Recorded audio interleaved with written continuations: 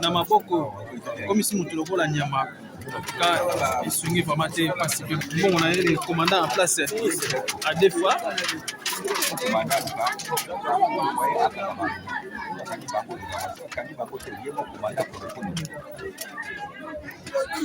voilà les connaît John Moussa là donc il y a ça qui vont descente et awa la police ya Mango. Ah Jérémy.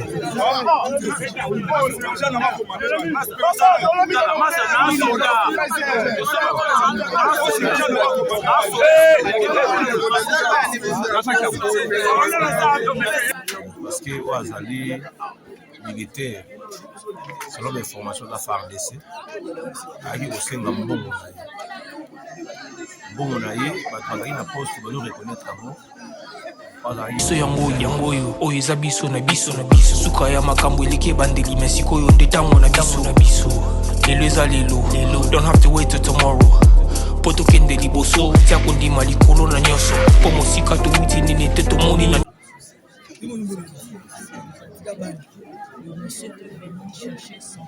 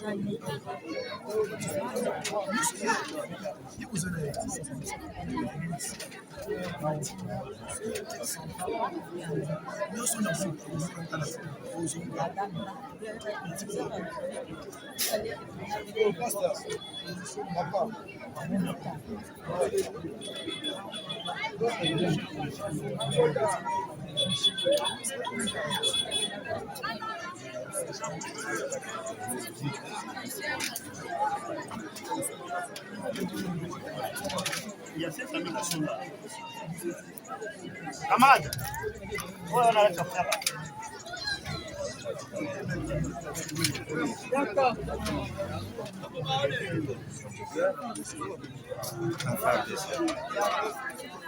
Ouais, bah collègue bazalaki na yé. Mbade.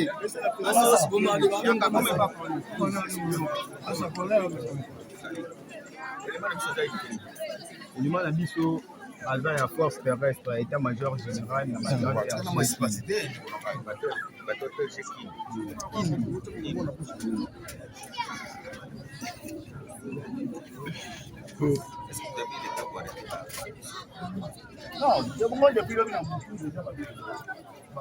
awa toza na commune ya Kimbanteke et siko wapi bauti kobonga bongo moko ya ba FRDC yango tukiti sur le terrain na district ya Tchango précisément na commune ya Kimbanteke vers quartier Kisantu na commune ya Kimbanteke. Alors ça dépend malon minute bozo mo les bongo population. Alors colonel John Mbusa oyo aza moko ya lisu ya ba policier awa na district Tchango 1 yemoka qui est sur le terrain pour tala bongo pe koyeba babumaki ndenge nini et puis netro bala bino kaka TV za doté toujours lisu lokola ya lisu toko sur la pena population toyeba ezalaki ndenge nini et puis ezalaki pe erni donc voilà bozomo la bino moko population baza tellement ébélé awa yango tokiti toyeba ngai na bino tokoyeba vérité à travers cette mission. Donc restez toujours branchés sur votre chaîne de Kaka ezalaka nde ba bino TV za radio te biso totambolaka partout pour que kolakisa bino koyoka pe réaction to pe ba témoignage vous apprenez tellement ebile koyeba soki ezalaki nini pe ezalaki ndenge nini. Donc voilà colonel asolo nanu yango napusani mwa pembeni po bazopeta bacode na bango ya ba mpona ya sécurité comment ça se passe et puis bakoyeba nini ya kosala na la police ya Mango. Donc oyo akufi aza police te aza FRDC. Donc tu éviter ce Ernini et on va te quitter na commune Kimbantseke na disika Tchangu na yemo colonel ou atala bongo Tchangu le colonel John Moussa liste le cola liste ka ndenge zalaka donc voilà.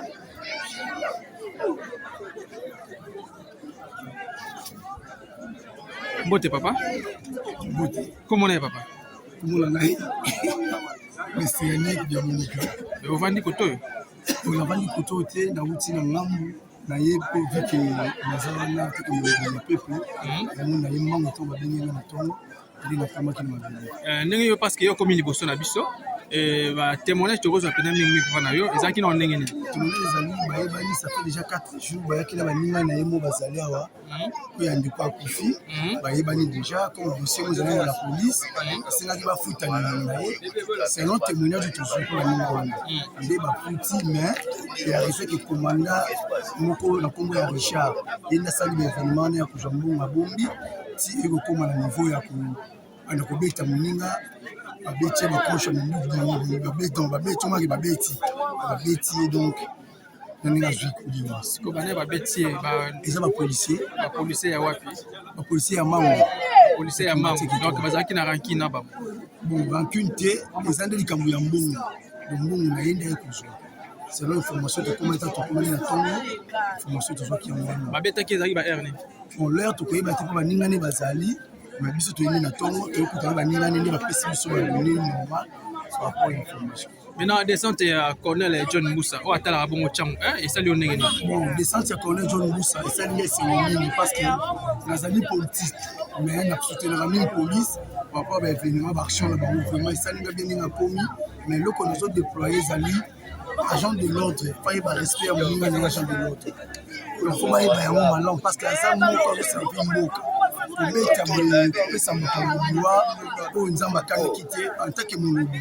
atako mwa be mabele ya Tchangu ni na charge ya Tchangu vraiment ça lui c'est monté ça lui m'a pas passe parce que population nous tout comme la règle maintenant à banga même police c'est ko banga même agent de l'ordre on va dire que bazo sungaté ba comme de kobo mais descente ya contingent nous ça et ça lui c'est mon parce que yenda ça papa mabele quand on commis et ça lui c'est mon en présence ya maman Chantal maman chef du quartier la secrétaire ni baza wana de ça lui c'est na comprendre que population ça na lisuri ya ba continuer. Voilà, merci bien chers amis téléspectateurs, chers amis internautes, ndenge tolobaka et la police est là pour garder la population là bien ailleurs. Alors FRDC ya za pour battre la bongo territoire mais les tout moni bongo FRDC a outi ko perdre bongo inaye. En tout cas et ça li pena pasi sungite si tout mimi nanu moboti tango komona mwana na ye 9 mois na libumu akeka kaboye. En tout cas passe swing informatique voilà les sur là les sunnettes de balado la TPC radio donc tout ça awana yemoko le colonel John Moussa ya district ya Tchangu donc yim tatala ka mo mabutali comme côté à la police ya vanda na bureau te ya bena l'homme du terrain to benga l'homme du terrain akita rapena partout kaka ndenge zalala et puis longo na ba élément na ye donc tout ça awa na commune Kimbantseke na avenue Mango donc voilà au mo bongo FRDC on a outiko tika bongo molimo na ye azomsi yango pa ya tata et aussi ba témoignage abikena manque ba police nde a salinde mona alors quand on a John Moussa yemo azawa sur le terrain akoyeba nini akosala na élément na yo donc voilà na busana na za touche awa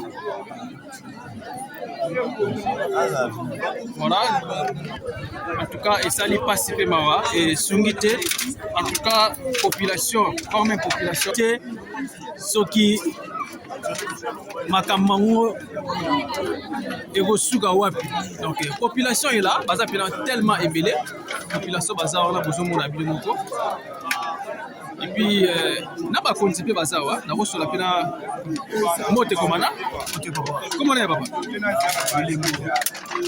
selon événement oyo misu baso bakino bazaki na ranki na mwasi misu baso bakino azaki na niongo na ye et tout pourquoi expliquer biso comment ezalaki rankini te bafaredesadefsa azilokoni sende komanda na miso ya place awa bakodefsa apesi 4 jours aya nde bayaki na baelema na bango mpona kofuta mbongo lende komanda abadobimisa bandi kotortire ndeko obititi na hôpital kuna hôpital babi esi babetaki ye bayaki na ye deja kokufa donc moto akufi likolo ya mbongo na moko eza kitoko mingi te ntango oza komanda olefi eloka moto kame feza na susi ya kopesa ye mpe aza moko ya biloko ya uniforme mais okomi na point oyo badotortire ndeko ya kitoko te makonzi balanda likambo etusu. Ok, en tout cas oza peye na susi okomona moninga kei toza susi makasi. Merci bien. En tout cas, ça passe plus mawa. Et loko oyo vraiment sungi te toyebi te soki eza nini mote papa ni loko eko bakisa na oyo bandeko bazoloba propos kaka ya liwa ya ndeko na biso auti kotika biso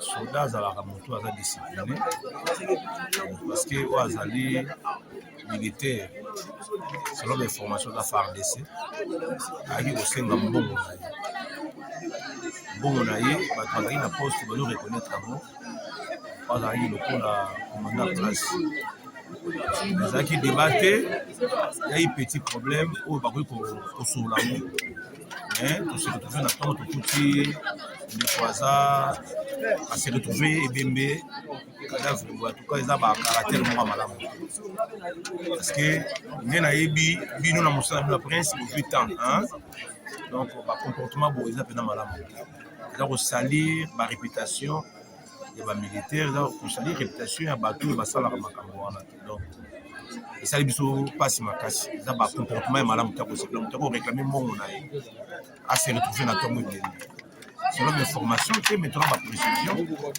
babomi eza bapolisi donc ça fait très mal sur poste yango ezalaki wapi poste ezaka place awa eza population tokoconfirme population te parce que tomonaki esika babandaki te ok tose retrouve kaka na ntongo poste eza te commandant en place mpe aza te bango tu pare na baélément na ye bango tu moto ase retrouve aza te mais na descente ya colonel John Mbusa koki koloba ni mpasi wana esali malamu esali malamu parce que colonel osala mosala malamu longonia na ye mpe longonia na baelema oyo azokisa me baluka nde ka baelema ya malamu population ya quartier kisantu bazalaka mpena babrigand te bavandaka malamu na d'autres militaires d'autres policiers baluka nde baelema malamu depuis poste efongwama selon information chef de quartier azwa rapport ya poste oyo balandela mpe poste voilà tokoloba yango esala na colonel esali biso malamu esali biso bien toka colonel osala mosala malamu ngoni ya félicitation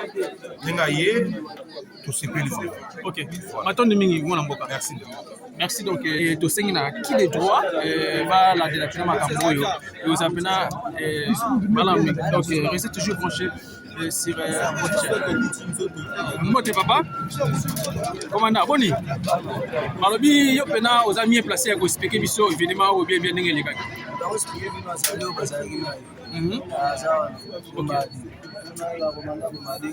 Ok.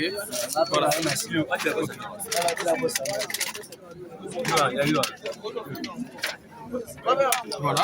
Mote papa. Comment on est? La police FARDC okoki kopesa biso kombo ya moto akufi moto oyo akufi comme tozalaka na unité moko nayebi ye na kombo ya sergent. Merci bien ezalaki nini okoexplike biso non selon ndenge nayebi histoire na ye ayaki na babiloko nde apesa banoteka komanda richard asengaki ye tikelanga nyongo kozwa parti azwa mpe parti yango apesa confiance comme bazwami apres akomolanda mbongo na ye mbongo eza te ye moko ayaki semaine passé komanda apesaki ye 4 jours komanda titulaire apesa 4 jours kikolanda lisusu adien te nga moko titulaire naza awa asala nini oyo atuna lobi wana ayaki ayaki na ba 17h bavandisi wana ti ovanda na libanda wana nasilisa makambo na asala banda vandaki libanda ape natali te sera wabi na uti parade alongoli mpe na buti na makolo te fo nasala nini nakoma pente atikalaki awa lelo na ntongo nde nayomona eke na biso donc mpona ayaki kozwa mbongo na ye moko moto abengaki ye mpe wana komanda kaka babolu donc abengaki ye sikoyo kobeta yango bakangaki ye maboko to ningini tozokomprendre te nga mpe na comprendre te namoni nayoki mpe kasango na ntongo aki oyo ya kozala bino wana kufa ndo moni nezaki tant que yo FARDC bino bo garder bien ba territoire ya pays et la police a pour garder bien la population. Là c'est l'arrivée à colonel John Mboussa muto to bala bino kaka mutaboya bongo bureau l'homme du terrain ya qui t'a rappelé partout et sika oyo événement ezalaka. Donc il est là. Voilà le colonel John Mboussa. Voilà colonel de la police sali passe songi vraiment te komona foloma moto na maboko comme si moto lokola nyama ka songi vraiment te passe pe mawa ça passe moto ya ko déclarer mbongo na ye le commandant en place à deux fois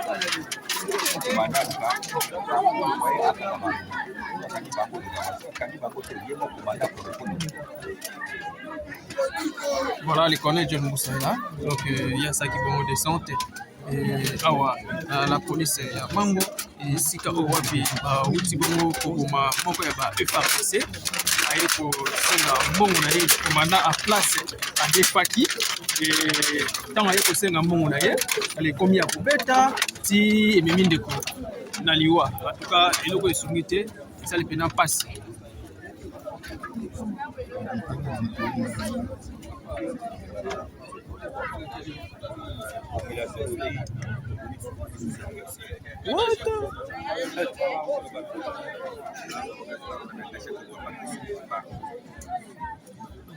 voilà le colonel John Mboussa là azo la bomona moko ya ba chef du quartier azo là ayeba pe lolenge nini ya kotia ba policier wana maboko eloko esungi vraiment te pasi mpe maboko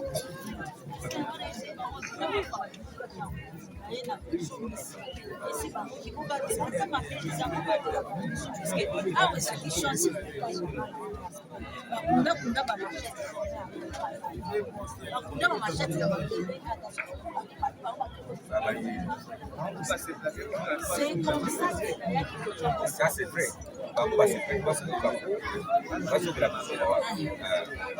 Il faut qu'on tombe en gros. Comme ça,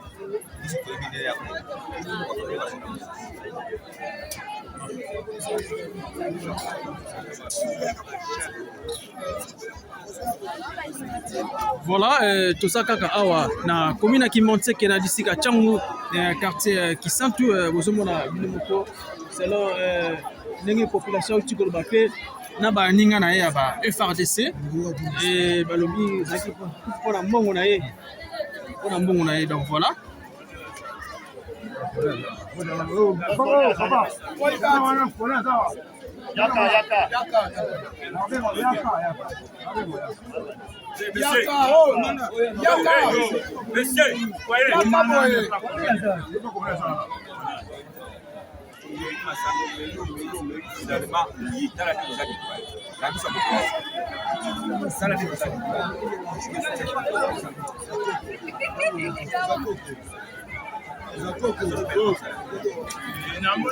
namoni mokonzi asa yo yebi oyo otya kaka yo yebi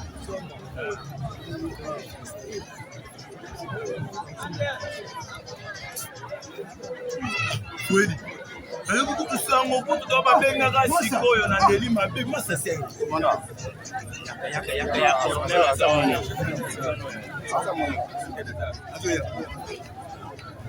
nabuda kokutina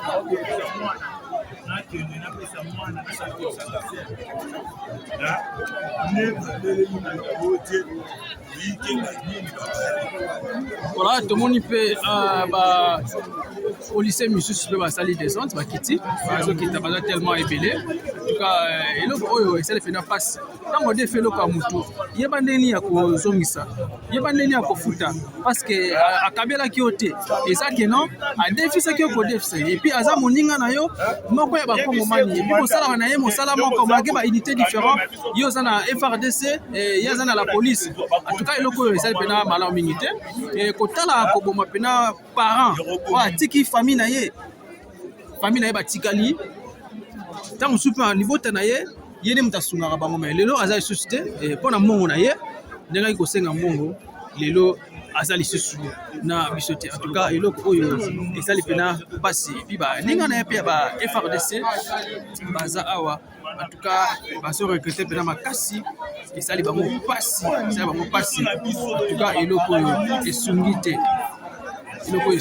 vraiment Nzambe azwa molimo ya papa na biso na kimia et puis totombeli pe ba sincère condoléances na famille na ye mobimba donc eloko oyo et participement. En tout cas chers amis internautes sur YouTube il y a biso podcast ndenge na bana bino kaka pour s'abonner massivement pour liker pour partager tapena malomingi mona bitina bino watakini fakate Lion de la presse congolaise autrement appelé Exode 14 tukita bongo sur le terrain ce qui est phénomène sali tukitaka nde kaka izala donc voilà ba policier na biso bazo kitaka se kokita parce que bayoki moko na bango pardon moko ya ba FRDC et tout va peka moko na bango parce que asa congolais en tout cas eloko sali pasi et sungi formate ya moko moni ye moko tobengaka l'homme du terrain le colonel John Moussa oyo atalaka bongo ministre ya Tchango donc ye avant na la bureau te ye pena kitaka la descente en cas de likambu ye moko ayaka vraiment donc nous en avons voilà.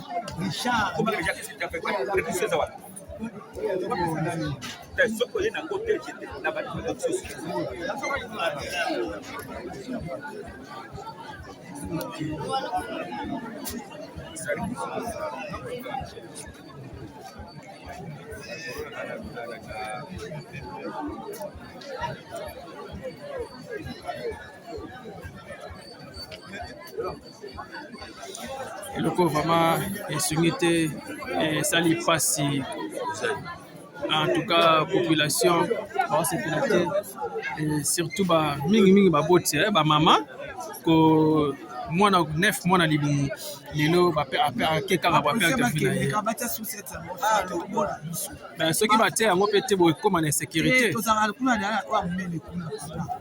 ah ba mota bato pasi tout ce que 18 a pas bako bakomoka siko ba so mbele bakotambola te ce qui peut bakangi pe bo batondisi na kata ya coffre na bango na bango la sala wana ne tufuma wana bana so vivre biso to bona biso c'est pas ça c'est peu bazu mbongo wana omo ape bango na bango susu bakomo kobunda biso bango na bango obunda lobinga na lekina ke ba telefone mo otale bi bavalo ba quit muso so na azo sa camarade ni yo ke ko so na bango yo fo l'église ava tale bi tiko komandanga ba beteke ba erni et ça va 20 ça va 20 à 20 maintenant banani ba pandi sur cette population kota sous cette naïve ngala yo kika na tango ke mabomi nde na yaki otala kota soute ya kubuka bina ko koloba nini take moboti 9 mois na libumu akende bayaka te bakanga basonga wana basupe l'éclaireur ba kuluna batsa bango libumu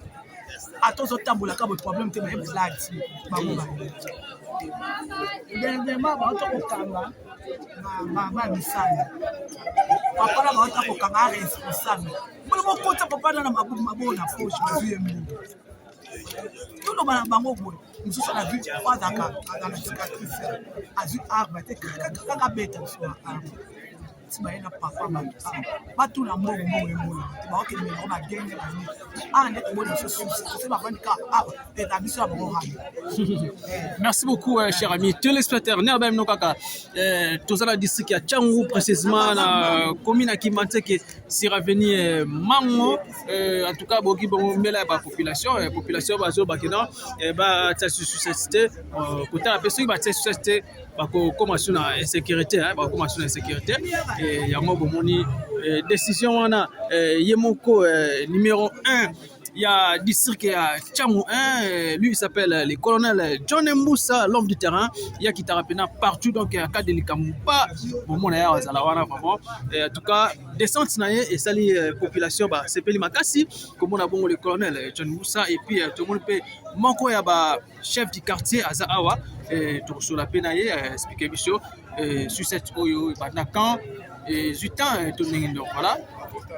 Population Bazawana pour Tala. En tout cas, ils ont participé à ils ont soulevé.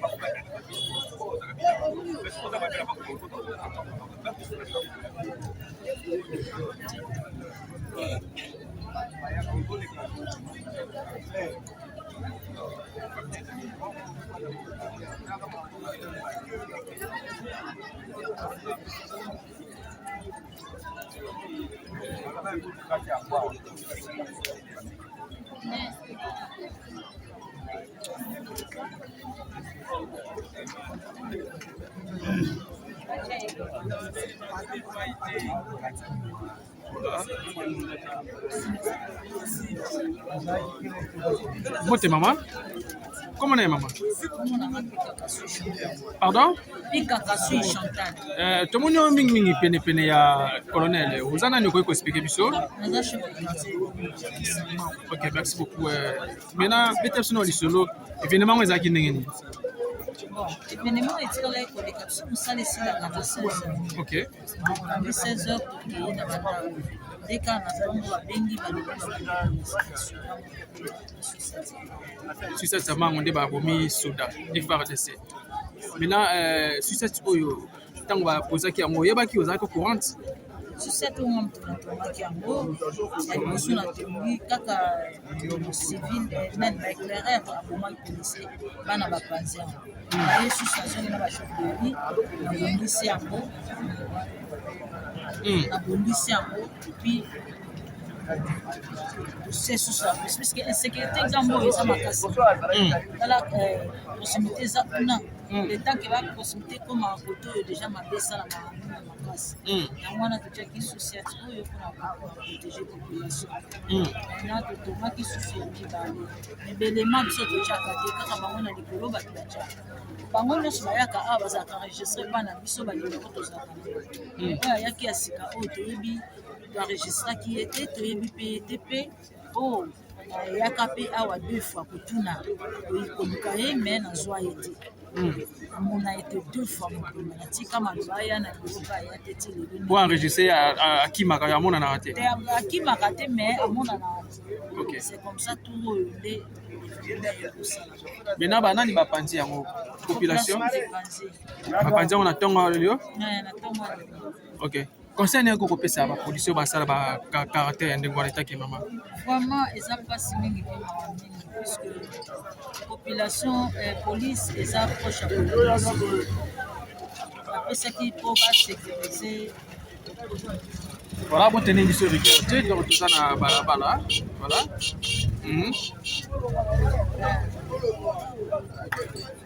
Population police nyonso lere yaka tosala ba réunion sécurité tozala kana bango pesa bango mibeko ya kozala toujours proche na population de toute façon oyo nde population peut-être quand donc tesali yango na bapanzi mais là te ba kozongisa yango so kozongisi troisième fois so tozongisi sikoyo po tobatelaka population na biso tolukaka kozongisa maintenant ba population mpe balobi ke balingi komona yango lisusu te balingi komona yango lisusu te kotrakasere l'équipe trop bakanga bango to babaka bonezelaka to balobi population abiki no bameka su komona sucette te ya sucette bamona te puisque bamoni oyo ndenge trakasere soki batindi bapolisia malamu. Merci beaucoup maman.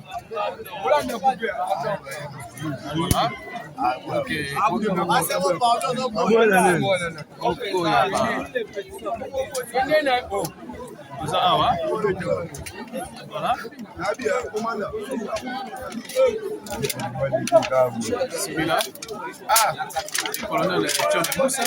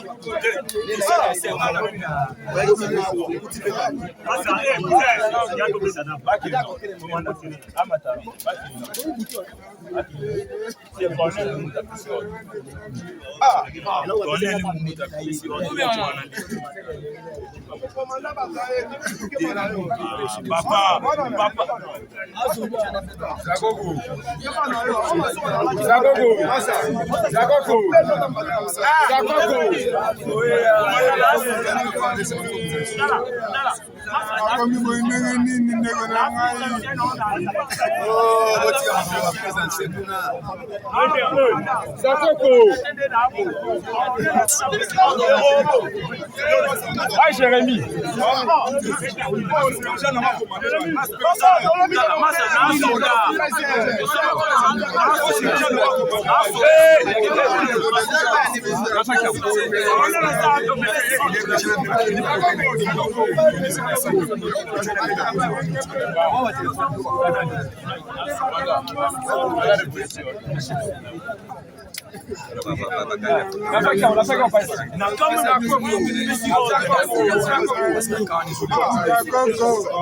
Jérémy. Là, départ.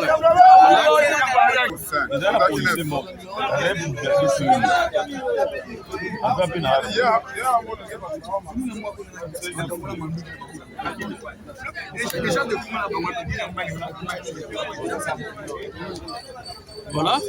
Et là, c'est déplacé. Vous avez encore. Place monsieur. Yo Vandaga.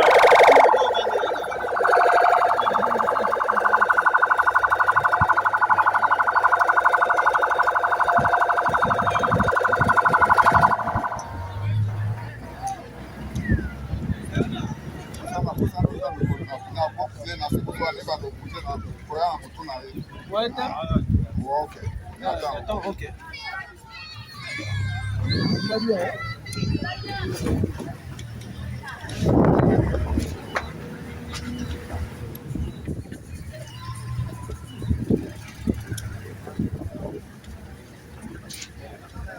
Est-ce que déjà Mati?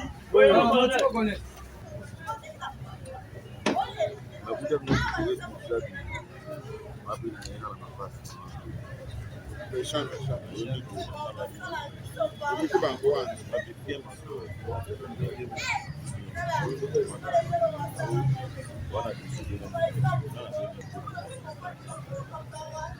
Allô, père.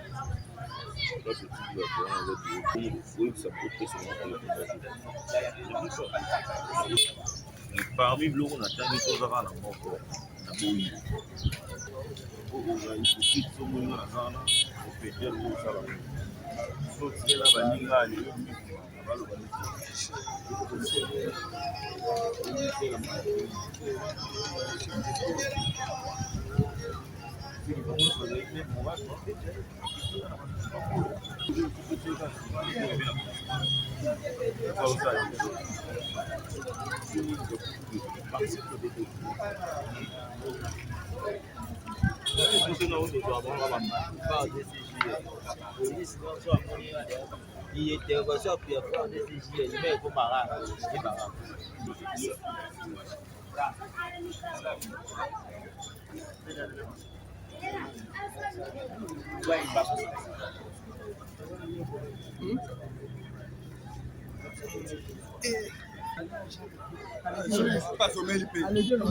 Voilà, chers amis internautes, donc awa tozana la police, il y a Kisantu, donc commissariat européen de Tchangou, commissariat de Kimanteke D, donc Tawa Kingasani, awa tozana Kimanteke Inter, Kimanteke 1 mwana route deuxième de la République. Maintenant Kimanteke D, Kamabongo pa ya maman colonel, donc il y a Zabongo na Kimanteke D. Alors, tout ça, na direction, il y a Avenue Kisantu, donc un jeep avec Yimoko, le colonel John Moussa. Tout ça, encore, un jeep, donc tout ça, encore un jeep, donc qui des trois, vous voyez, pour ça, la Moussa, na Mangona, Nenge, le Mobani, pour na côté, vraiment, policiers, la Maboko, Outibongo. Boma moko ya ba FRDC et pona mbongo na ye donc ay kusenga nyongo na ye ali bango ba beti ti akomi na niveau qui a perdu molimo na ye en tout cas eloko oyo esali pena mabe et soki ba mate mingi ba mama pe bazolela vraiment atiki bana na ye atiki mwasi atiki pe famille bota mobimba bazolela vraiment totombeli bango kaka ba courage donc ba courage vraiment nzambe apesa bango makasi komona moto abelite nini te mais aperte molimo lokola nyama babeti makasi en tout cas eloko oyo esali vraiment malamu mingi te donc tout ça awa na colonel Yimoko l'homme du terrain il va dans la bureauté à Kitara partout donc toujours continuer bongo chemin na biso mais c'est toujours branché sur votre chaîne il y a plus ce podcast dans la bino kaka awa toujours ba information vraie biso to Kitara sur le terrain et pour la kolaksa bino ba passe sur les kabongo na ville posa Kinshasa et ya moto awa na Kimanteke na diseke Tchangou et pour occuper témoignage il y a bango moko ndeko na ye ba militaire. Merci beaucoup, restez toujours branchés tout juste après, merci. Voilà, maintenant tout le mois qui est Kimanteke D, ce que tout ça dans Kimanteke 1, tout ce que tu as fait route deuxième République à Sagisi 300 entre Kimanteke et Njili, donc nous sommes sur avenue Makombo vers quartier Baumbu, donc tout le monde déjà dans le quartier Kisantu, le côté sur dans le quartier Baumbu. Awa tozana avenue Makombo donc vers voilà route deuxième République ya Moyo.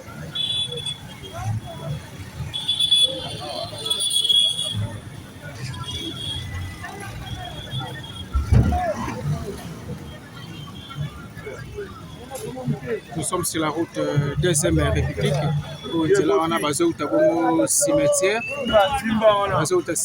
besoin qui est vers Njili comme ça, Boendeza Njili, Boendeza Bongo, Boutana cimetière ya Kimanteke. Alors nous sommes sur la route deuxième République na Kimanteke 1. Donc, voilà, tu m'as dit chemin, nous sommes aujourd'hui. Je crois que dans le district, c'est le bureau de collège de Moussaka, où l'église Kimanteke 1. Voilà, c'est la route deuxième République. Voilà, chers amis, chers amis, téléspectateurs, chers YouTube, il y a plus de podcast, il y a la pour savoir massivement que nous avons cloche de notification et comme ça, l'émission qui est pour côté d'ailleurs, nous avons courage à de la presse, courage à découvrir Zamba et c'est que je suis pour la Tchambou Sanzambé et pourquoi pas aussi c'est Esther, donc courage à vous. Voilà, confrère de ma concerne la chaîne podcast. Voilà, où vous avez des morgue Kimbangiste, morgue Kimbangiste ya Moyo, église Oyo, église Nzambe Malamu. Voilà, ça toujours un chemin. Avoir des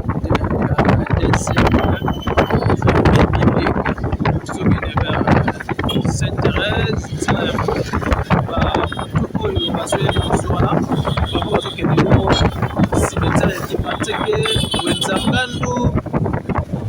esika oyo kote ya polise ya proximité esika oyo mama na biso aniki voasime commissariat Abinda wana tozoma maintenant mama na biso aniki fois la femme forte esika azali tolingi tokabwana na commune ya Kimbanteke tozokota sikoyo commune ya Njili. Première avenue ya Kimbanteke ezala bongo avenue Mobutu soko uti Sainte-Thérèse ezala bongo avenue Mobutu. Donc tokabwani awa pena mai oyo bozomona ye nde mutakaboli Kimbanteke na Njili. Mai oyo bozomona wana are lokolo ya moyo natufana kosala émission awa alakisa bino nzela ndenge baosala terrasse oyo bazosala taboteninga rigueur obika ndenge makambo ezala. Merci.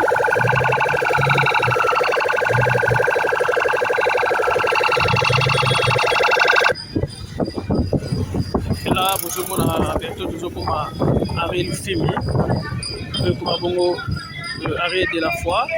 Il y a pasteur Mabiso de la foi, église CFCC, donc il parle à l'Angela Zemona, il parle à l'Angela de ça, les partenaires idéologiques d'Angeli Awa. Donc voilà, il y avait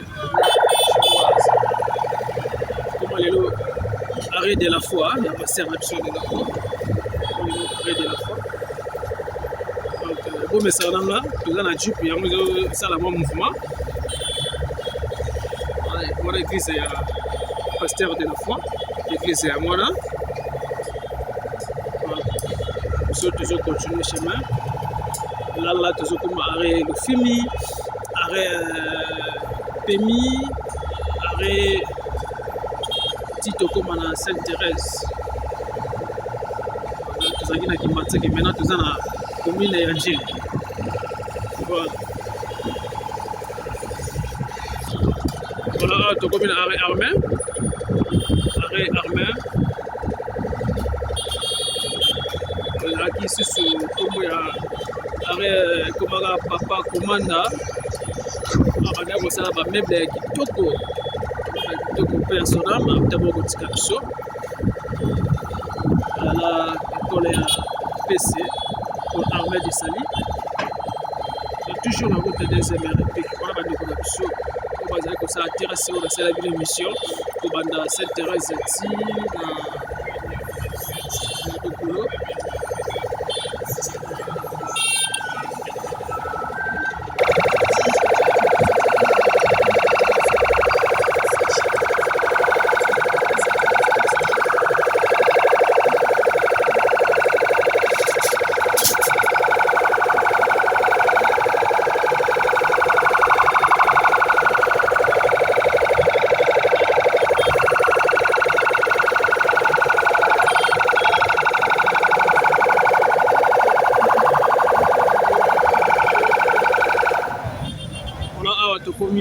Sainte-Thérèse, tu connais Sainte-Thérèse, station Sainte-Thérèse, c'est moi là, jeune, tu connais la Sainte-Thérèse,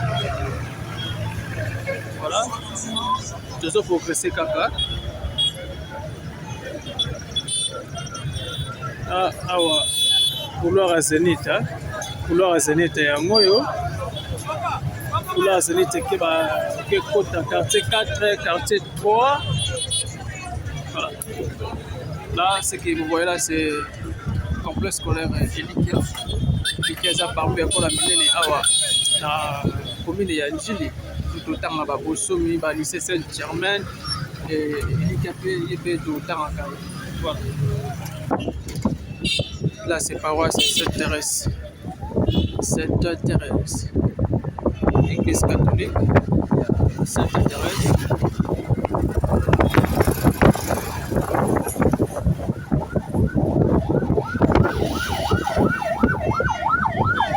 Là, nous sommes sur l'avenue de l'hôpital, l'hôpital à Bachinois, l'hôpital à 7P et ça. Voilà.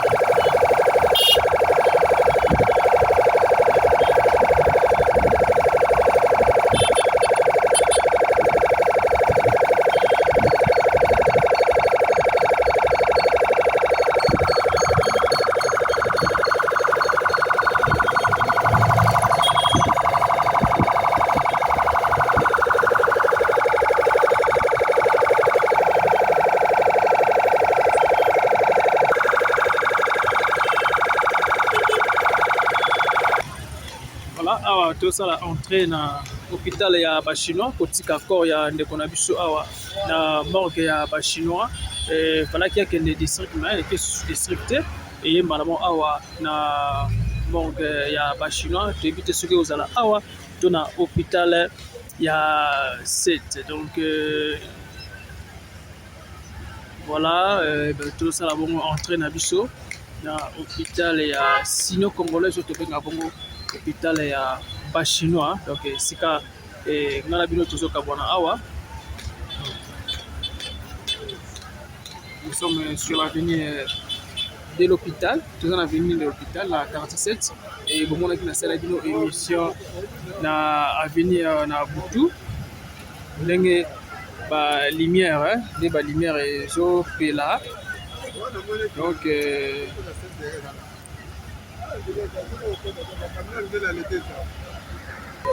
Voilà, ils ont entré à Morguete. Maintenant, tout ça la tour. Tout ça la tour. Comme on a porte, il y a morgue.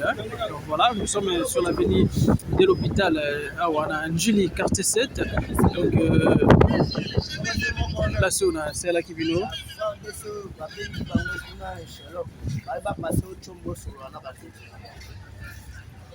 Voilà.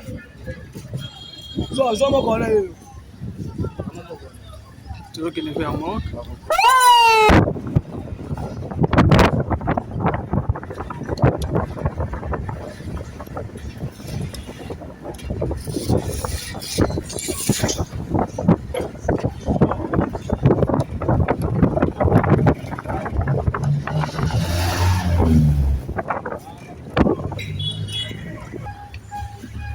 Tout ça les tours, hein. Maison pour bien la déjà au moment où on a l'accès donc tout ça les tours. Les 7 jeunes.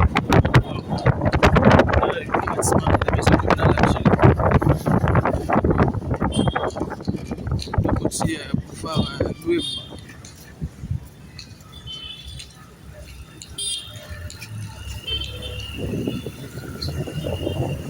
Si vous ne parlez pas, alors là, tout le monde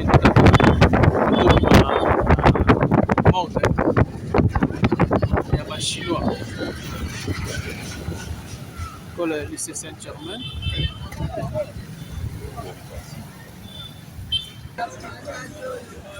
Voilà, la moni on dirait toqué sur le morgue à chinois. Et donc, la morgue à 7, donc tu es dans la morgue à l'hôpital à 7, tu es à 7 à Kala. Donc, il y a des gens qui ont corps à Bandeko na bango et Bima. Donc, c'est en tout cas, merci na bino wat bozaki bene ya kolana bongo émission la conseil bino mukula lelo. Donc, grand merci à vous. Naïbi que tu recoutes à la prochaine numéro, ce qui est sous ma scie à Zomité. Merci bien, bye.